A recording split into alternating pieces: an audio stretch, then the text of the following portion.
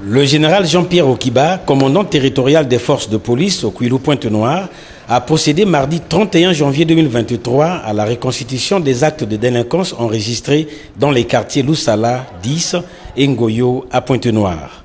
Pour ce faire, il s'est fait accompagner de ses collaborateurs.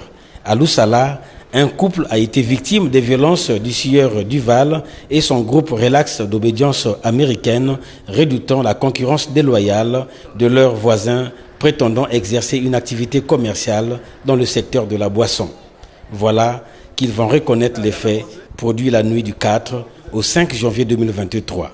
Le colonel Edgar Brice Sosten Malanda. Dans la nuit du 4 au 5 janvier 2023, le domicile de M. Makaya a été le théâtre d'un grand vol. Ce vol a été perpétré par 12 personnes que vous voyez derrière moi. Et ces 12 personnes se sont organisées à escalader le mur pour certains, ouvrir le portail et donner accès aux autres membres du groupe.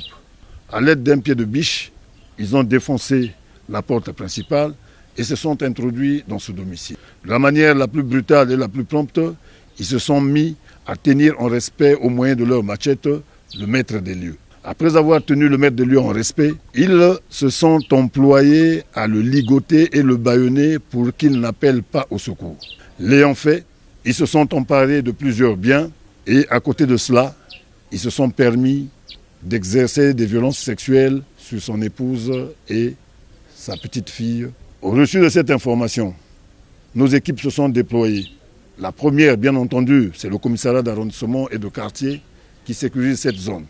Ils sont arrivés immédiatement sur le terrain, ont mené des investigations et sont parvenus à interpeller pratiquement tout le groupe, à l'exception de 2 qui sont en cavale. Grâce à l'échange d'informations en temps réel et qui existe entre les départements, le commandement territorial des forces de police du Kouilou a échangé avec le commandement territorial de la police de la Bouenza pour interpeller un qui était en cavale là. Voilà comment nous avons pu reconstituer le groupe, à l'exception de 2 qui sont partis. De retour au siège du commandement territorial des forces de police Kouilou-Pointe-Noire, le général de police de première classe, Jean-Pierre Okiba, très actif, a tout aussi présenté 4 autres présumés malfrats boulangers impliqués le 2 décembre 2022 dans la mort d'un sujet mauritanien propriétaire de la boulangerie Africa de Ngoyo, par ailleurs patron de ces tombeurs. C'est des boulangers qui travaillent à la boulangerie Africa au niveau de Ngoyo.